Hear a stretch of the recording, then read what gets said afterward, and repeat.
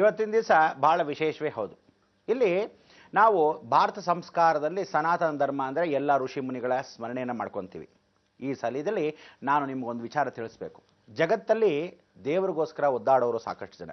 ಎಷ್ಟೋ ಜನ ಭೂತ ಪ್ರೇತಗಳಿಗೆ ಒದ್ದಾಡ್ತಕ್ಕಂಥವ್ರು, ಎಷ್ಟೋ ಜನ ಸಿಲುಕಿ ನಲಿತಾ ಇರತಕ್ಕಂಥ ವಿಚಾರಕ್ಕೆ ರೌದ್ರದಿಂದ ಘೋರವಾಗಿ ಈ ಕಲಿಯುಗದಲ್ಲಿ ಅನುಭವಿಸಲೇಬೇಕು ಅಂತ ಒದ್ದಾಡೋರು ಸಾಕಷ್ಟು ಜನ. ಆದರೆ ಎಲ್ಲರೂ ಹಳ್ಳದಲ್ಲಿ ಬಿದ್ದವ್ರನ್ನ ಯಾರಾದರೂ ಮೇಲೆ ಎತ್ತಬೇಕು ಅಂದರೆ ಸಾಕಷ್ಟು ವಿಜ್ಞಾಪಗಳು. ಅದಕ್ಕೋಸ್ಕರ 108 ವಿಘ್ನಗಳು ಒಳ್ಳೆ ಕಾರ್ಯಕ್ಕೆ. ಅದಕ್ಕೋಸ್ಕರ ನೀವುಗಳೆಲ್ಲ ಏನು ಮಾಡಬೇಕು, ಎಷ್ಟೇ ವಿಘ್ನಗಳಿರಲಿ ಅದೆಲ್ಲ ದೂರವಾಗಿ ತಳ್ತಕ್ಕಂಥ ವಿಚಾರವೇ ಇವತ್ತಿನ ದಿವಸ. ಏನದು? ಆ ವಿಜ್ಞಾಪಗಳನ್ನು ಜಗತ್ತಲ್ಲಿ ಸನಾತನ ಧರ್ಮ ಮೌಲ್ಯಗಳನ್ನು ಒಬ್ಬೇ ಒಬ್ಬ ಮನುಷ್ಯ ಪುಟ್ಟದಾಗಿರ್ತಕ್ಕಂಥ ಬಾಲಕನಿಂದ ಹಿಡಿದು ತಾನು ತನ್ನ ಯೌವನವನ್ನು ಮರೆತು ಜೀವನವನ್ನು ಎಲ್ಲ ಕಾರ್ಯದು ತಾನೇ ತನ್ನ ಸ್ವತಂತ್ರವಾಗಿರ್ತಕ್ಕಂಥ ಸ್ವಾರ್ಥವನ್ನು ನೋಡಿಕೊಂಡು ಅನುಭವಿಸಬಹುದಾಗಿತ್ತು. ಆದರೆ ಲೋಕ ಚೆನ್ನಾಗಿರಲಿ ಅಂತ ಆ ಬಾಲಕ ಏನು ಮಾಡ್ದ, ಬಹಳ ಚೆನ್ನಾಗಿ ಅನುಭವಶಾಲಿಯಾಗಿ ಇವತ್ತು ಜಗತ್ತು ಪ್ರಸಿದ್ಧವಾಗಿರ್ತಕ್ಕಂಥ ಮಹಾಕ್ಷೇತ್ರದ ಅಧಿಪತಿಯಾಗಿ ಕೂತ್ಕೊಂಡಿದ್ದಾನೆ. ಅಂದರೆ ಆ ಸ್ವಾಮಿ ನಾರಾಯಣ ಸ್ವಾಮಿ. ಅದಕ್ಕೆ ಈ ಸ್ವಾಮಿನಾರಾಯಣ ಅಂತಕ್ಕಂಥದ್ದು ನಾವುಗಳ ಜೀವನದಲ್ಲಿ ಸ್ವಾಮಿನಾರಾಯಣ ಮಂದಿರ ಇವತ್ತು ನೀವು ದಿವಸ ಕೇಳಬಹುದು. 2780 ವಿಶೇಷವಾಗಿರ್ತಕ್ಕಂಥ ಆಶ್ರಮಗಳಿದೆ ಇಡೀ ಪ್ರಪಂಚಾದ್ಯಂತ.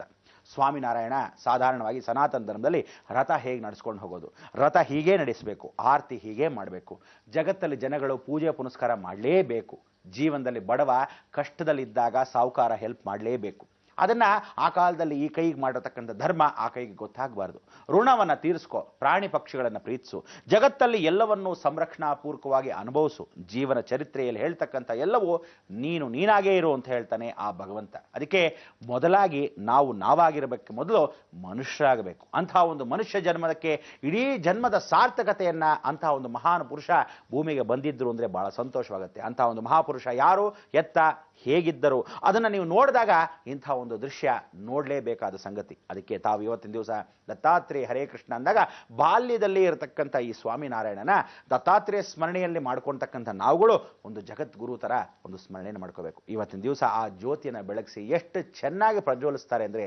ಎಷ್ಟು ಜನ ಜೀವನವನ್ನು ಕತ್ತಲಾಗಿರ್ತಕ್ಕಂಥದ್ದನ್ನ ಬೆಳಕಿಸ್ತಿದ್ರು. ಅಂಥ ಒಂದು ಜಗತ್ತು ಸ್ವಾಮಿನಾರಾಯಣ ಸ್ವಾಮಿ. ಅದಕ್ಕೋಸ್ಕರ ನೀವು ಆ ಸ್ವಾಮಿನಾರಾಯಣ ಸ್ವಾಮಿನ ನೋಡಿ ನೀಲವಾಗಿರ್ತಕ್ಕಂಥ ಅನುಗ್ರಹವನ್ನು ಪಡೆಯಿರಿ. ಆ ನೀಲನಂದನನ್ನು ನೋಡಿ ಬನ್ನಿ, ಆನಂದಿಸಿ.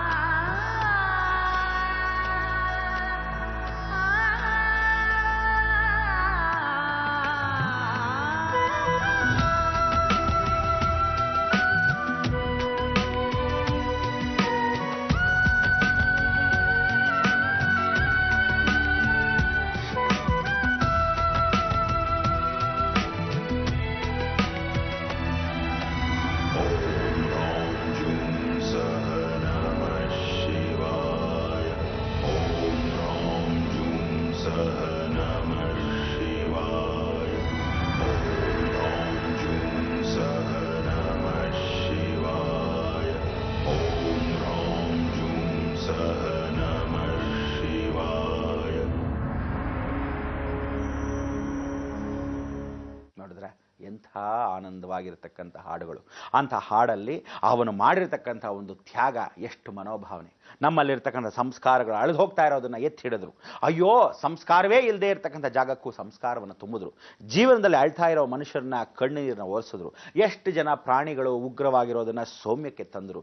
ಜಗತ್ತಲ್ಲಿ ಧ್ಯಾನ, ಜ್ಞಾನ, ಅಭಿವೃದ್ಧಿಯನ್ನು ಪಡಿಸ್ತಾ ಹೋದರು. ಇದೆಲ್ಲವೂ ನೋಡಿರ್ತಕ್ಕಂಥ ಆನಂದ ಅವನಿಗಾಗಿರೋದು ಹೇಗೆ ಅಂದರೆ, ಕೊಟ್ಟಿದ್ದಾಗ ಅನುಭವಿಸಿದ್ರಲ್ಲ, ಎಲ್ಲರೂ ನೀವೆಲ್ಲ ಸಂತೋಷ ಪಟ್ರಲ್ಲ ಅನ್ನೋದೇ ಸಾಕು ಆನಂದ. ಅಂಥ ಒಂದು ಭಿಕ್ಷಾಟನ ಅಂದರೆ ತಾನು ಒಂದು ಕಮಂಡಲವನ್ನು ಹಿಡಿದು ನಿರ್ವಾಣ ಸ್ವರೂಪದಲ್ಲಿ ತ್ಯಾಗವನ್ನು ಮಾಡಿ ಅಂಥ ಒಂದು ಬಾಲಕ, ಜ್ಞಾನ ಬಾಲಕನಾಗಿ ಸ್ವಾಮಿನಾರಾಯಣ ಆದ. ಇವತ್ತಿನ ದಿವಸ 3800 ಕೋಟಿ ನಿರ್ಮಾಣ ಮಾಡಿರತಕ್ಕಂಥ ಡೆಲ್ಲಿಲಿ ಸ್ವಾಮಿನಾರಾಯಣ ಮಂದಿರ.